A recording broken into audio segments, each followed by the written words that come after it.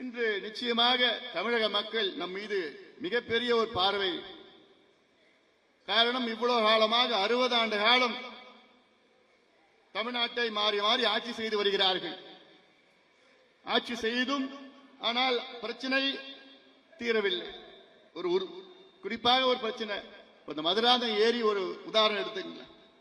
இந்த மதுராந்தகம் ஏரி இதை கட்டியது நம் முன்னோர்கள், நம் பாட்டன் முப்பாட்டன் எல்லாம் இங்க கட்டினாங்க. ஏரியை வெட்டினாங்க. வெட்டி வெள்ளகாரன் காலத்தில் இதை கடைசியா தூர்வாரது எப்போ? வெள்ளகாரன் தூர்வாரணும். அப்புறம் வந்தவங்க இவங்க அதை பத்தி எந்த கண்டுக்கல, ஒண்ணுங்க இல்லை. இந்த ஏரியுடைய ஆழம் எவ்வளவு தெரியுமா? கிட்டத்தட்ட 35-40 அடி. ஆனா இன்னைக்கு கிட்டத்தட்ட 15 அடி தான் இருக்கு.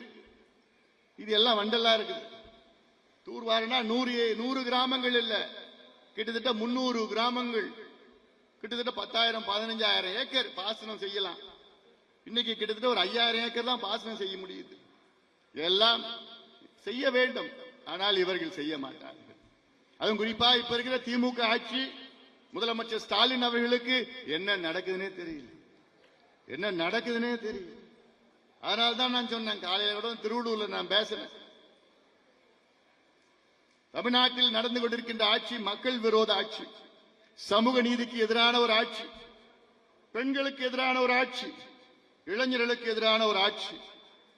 இந்த ஆட்சியில எங்க பார்த்தாலும் கொலை கொள்ளை நடந்து கொண்டிருக்கிறது. எங்க பார்த்தாலும் கற்பழிப்பு, பெண்கள் பாலியல் வன்கொடுமை, பெண்கள் வெளியில பாதுகாப்பா போக முடியல, எங்க பார்த்தாலும் சீண்டல்கள் இருக்கிறது. இதெல்லாம் ஒரு முற்றுப்புள்ளி வைக்க வேண்டும். அதற்கு இங்கு வருகை தந்திருக்கின்ற அத்துணை நிர்வாகிகளும் நீங்கள் இங்கே சொல்கின்ற செய்தியெல்லாம் நீங்கள் உள்வாங்கி உங்களுடைய பகுதி, உங்களுடைய கிராமம், உங்களுடைய தொகுதி, உங்களுடைய ஒன்றியம் அத்தனையெல்லாம் பிரச்சாரமாக மேற்கொள்ள வேண்டும். ஏன்னா காலம் வந்துவிட்டது. இன்னும் 8-10 மாதத்திலே தேர்தல்.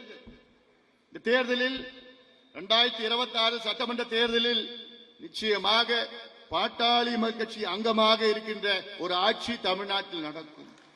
கூட்டணி ஆட்சி. கூட்டணி ஆட்சியில் நாம் அங்கமாக இருப்போம். ஆனாலும் அதுல எனக்கு ஒரு வருத்தம். ஒரு காலத்தில் நம்ம சொன்னோம், மாற்றம் முன்னேற்றம், நாம் ஆள வேண்டும், நாம் ஆள வேண்டும் என்று சொன்னோம். ஆனால் இன்றைக்கு இன்னும் தேர்தலுக்கு இன்னும் சற்று இன்னும் 10-8 மாதம் தான் இருக்கு.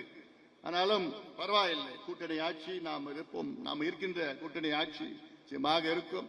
ஏன் நான் கூட்டணி ஆட்சி சொல்றேன்னா, மாறி மாறி இந்த 2 கட்சிகளிடம் மாறி மாறி நாம் என்ன கேட்டோம்? சமூக நீதி கொடுங்க எங்களுக்கு, இந்த பிள்ளைங்களுக்கு வேலை வாய்ப்பு கொடுங்க, பிள்ளைங்களுக்கு படிப்பு கொடுங்க. அதுக்கு ஒரு கணக்கெடுப்பு நடத்தினா இதுக்கெல்லாம் தீர்வு கிடைக்கும்.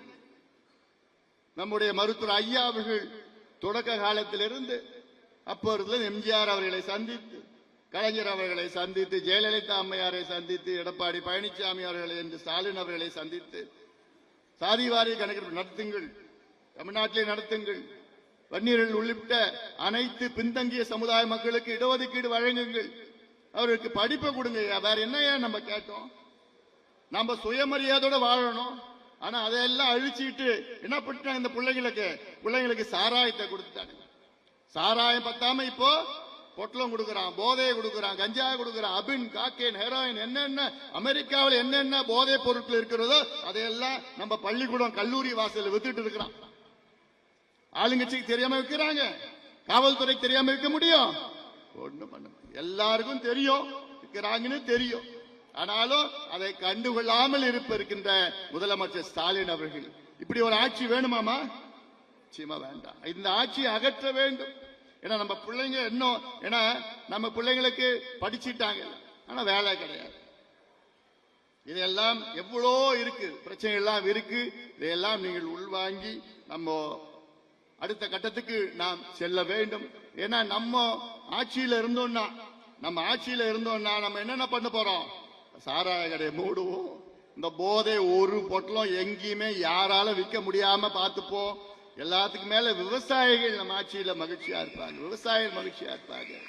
இது போன்ற பிரச்சனைகள், இந்த மதுராந்தகம் ஏரி போன்ற தூர்வாரதோ, இல்ல பாலாத்துல தடுப்பணை கட்டுறதோ, இது போன்ற அத்துணை விவசாயிகள் பிரச்சனை எல்லாம் சாதாரணமா தீர்த்துட்டு போலாம். ஏன்னா இந்த தமிழ்நாடு அரசு, இப்ப திமுக அரசு, மக்கள் விரோத அரசு என்ன பண்ணிட்டு இருக்கு? உங்க நிலத்தெல்லாம் பிடுங்கி பிடுங்கி பிடுங்கி தொழில் சாலைகள் கட்டுறோம், தொழில் அதிபர்களுக்கு இந்த நிலத்தெல்லாம் பிடுங்கி அவங்க கிட்ட இலவசமா கொடுத்துறாங்க. அவன் என்ன பண்றான்? அங்க பெரிய பெரிய தொழிற்சாலையை கட்டிட்டு வேலை உங்க பிள்ளைங்களுக்கு கொடுக்கறான் இல்ல. அவங்க பீகார், உத்தரப்பிரதேஷ், ஆந்திராவில இருந்து அவங்க கொண்டு வந்து அங்க வேலையை கொடுக்கறான். நம்ம பிள்ளைங்க எல்லாம் பார்த்துட்டு வீடும் இல்ல, நிலமும் போயிடுச்சு, வாசலும் போயிடுச்சு, எதுவும் இல்லாம நடு ரோட்ல நின்றுட்டு இருக்கிறோம். இதுதான் திமுக. அதனால திமுக மிக மிக அதாவது சமூக நீதிக்கு எதிரான ஒரு கட்சி திமுக. ஆனா வசனம் மட்டும் பேசுவானுங்க, வசனம் மட்டும் பேசிடுவாங்க. நாங்க எங்க தாத்தா தந்தை பெரியார், எங்க கொள்ளு தாத்தா, எங்க பாட்டன் கலைஞர் இப்படி எல்லாம் பேசி கீசி சமூக நீதி எங்கள் உயிர் மூச்சு, சமத்துவம், சமூக நீதி, சாதி ஒழிப்பு இப்படி எல்லாம் வசனம் பேசி பேசி உங்களை ஏமாத்திட்டு இருக்கிறான்.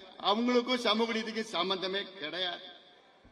சம்பந்தம் இருந்ததுன்னா இந்நேரம் கணக்கெடுப்பு நடத்தி எல்லா மக்களுக்கும் இடஒதுக்கீடு, படிப்பு, வேலை வாய்ப்பு, முன்னேற்றம் எல்லாம் பண்ணிருக்க போறாங்க.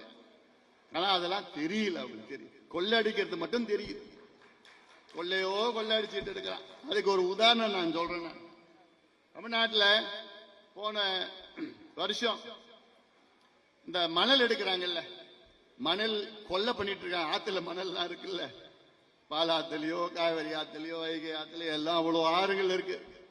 இந்த ஆத்துல இருந்து எவ்வளவு தெரியுமா அரசுக்கு வருமானம்? அதிகாரப்பூர்வமான வருமானம் எவ்வளவு தெரியுமா வந்தது? எவ்வளவு யாராவது சொல்ல முடியுமா? 27 கோடி. தமிழ்நாடு முழுவதும் உள்ள மணல் குவாரியிலிருந்து எவ்வளவு வந்தது? 27 கோடி கணக்குல வந்திருக்குது. அதாவது ஒரே ஒரு குவாரி, மணல் குவாரியில 4 நாள் இல்ல 5 நாள்ல வர பணம் எவ்வளவு? 27 கோடி. ஒரு குவாரியில 45 குவாரி தமிழ்நாட்டில் நடந்துட்டு இருக்குது. இதுல ஒரு வருஷம் முழுக்க எடுத்துட்டு இருக்கிறானுங்க. கணக்கு 27 கோடி வருதான் கணக்குல.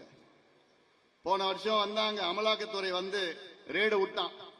ரேட்ல பார்த்தா அதுல மொத்தமா ஒரு 10 குவாரியில 4800 கோடி கொள்ளடிச்சு வச்சிருக்கிறான். 4800 கோடிக்கு. அது வந்து சும்மா மேலோட்டமா இப்படி கொள்ளையோ கொள்ளடிச்சுக்கிட்டு மக்களை ஏமாத்திக்கிட்டு மக்களை பிச்சைக்காரனை அடிமையாக